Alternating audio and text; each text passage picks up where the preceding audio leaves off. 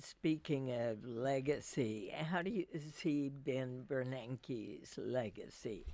Well, John Dickerson. I mean, so he came into this job as as an academic who happened to have an expertise in the Depression, and so that was good. That was good news. But he came in as a kind of an academic, and he leaves as if you look at the pictures of him when he came and left, he leaves as a kind of very sharp operator who learned about how to communicate in public after a few rocky statements at the beginning of his tenure. But basically, the most important thing he did is about 5 years ago, in the depths of the crisis, he found new tools that the Fed could use to basically pump, and its money printing capabilities, to pump money into the economy in these various markets that a lot of people think basically staved off another Great Depression.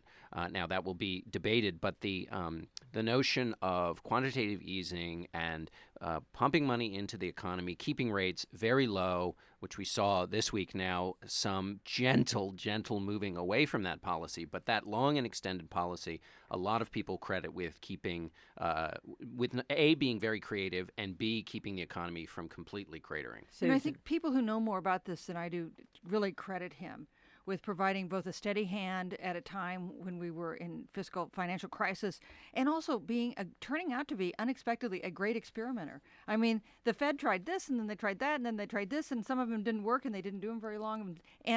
But some of them did help, and we come out of this Great Recession not with huge economic growth. Obviously, unemployment's still too high, and we want stronger growth. But we come out of it okay, and compared to the rest of the world in the wake of this financial crisis, we look pretty good. To Susan's point about his being an innovator, there was this great quote in a Marketplace story about Bernanke's legacy where an economist named Beth Ann Bovino says, "Each time markets felt that the Fed was out of bullets, Bernanke would pull out a bazooka."